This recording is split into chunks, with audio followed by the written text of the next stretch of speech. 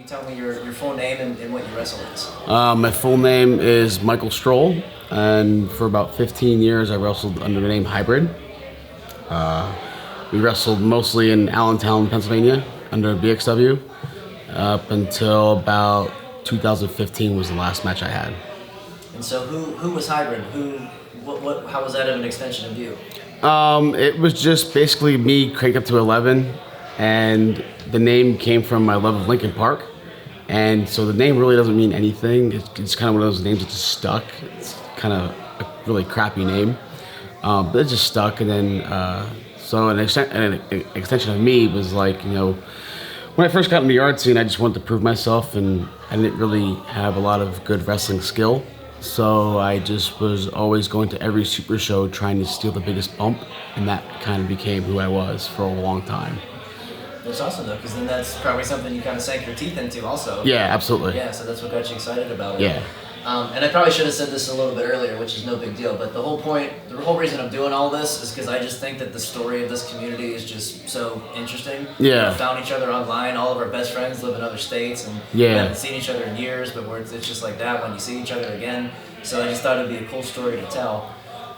Why do you think this community is what it is? Why do you think it became such a big importance to so many people? I think it's just an overall brotherhood, like a family. Like at the show today, for instance, like Rad, when he won the title, mentioned how he got his fiance through the community and stuff like that. So for me, it was it's a little more personal, because how I got into backyard wrestling was through a person I really can't name drop right now, and then I ended up marrying his sister, which ended up starting a family, and then that all like fell apart. So as I go through that change of life, and I stayed away from yarding for about 9 years now, I was so excited to be allowed to come this weekend.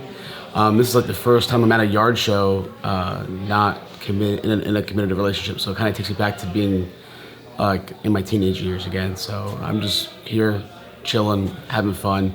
I said to a couple people, like, you ever hear like superstars, like wrestlers, like Stone Cold and stuff, who stay away for a long time and they come back and they always say, "Oh, I don't know if the fans will remember me." And that's how I felt coming here. Like, there's a lot of people I don't recognize because they changed their appearance so much, and there's a lot of people that didn't recognize me because I've changed my appearance. But then once I told them who I was, they're like, "Oh, wow, you." I'm like, "Wow, you actually remember who I am," like you just did to me. So that is like really cool. I know I've had a lot of heat with a lot of people over the years, but like this weekend has been so drama free, and everyone's just having a good time. And I hope like this isn't the last time, because I'm kind of starting to get that little itch again. So we'll see what happens. That's awesome, man. And we don't have to talk about any heat. I'm not asking for that. But how do you feel about, let's say, that time in your life versus how you've progressed past it, maybe, and where you are now, maybe for better or for, well, as much as you want to talk about. Yeah. Again, I'm not asking for specifics, but just how do you feel about where you were and where you are now? I think it's just part of growing. So I know there was a handful of people where that I was going to see this weekend, and the first thing I did when I approached them was I said, "Sorry.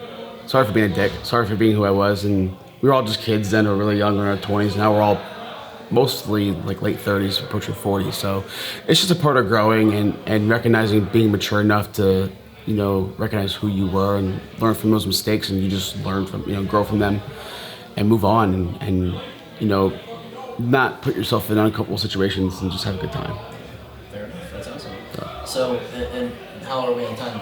So, when you found out about this weekend, what was initially what came through your mind? Were you excited? Were you like a little hesitant, or? I was timid. I mean, I think I found out about the show maybe like March or April. I'm not sure. And I went through a pretty bad accident around the beginning of the year. So I was like, yeah, I'd like to go.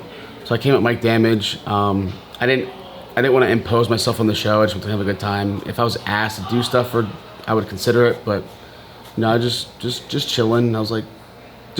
I was just thankful that I was allowed to come. That's all. So, and it's been great. It's been really great. That's awesome. And what, and I'm sorry because we're cutting it a little bit short. That's fine. Because of time.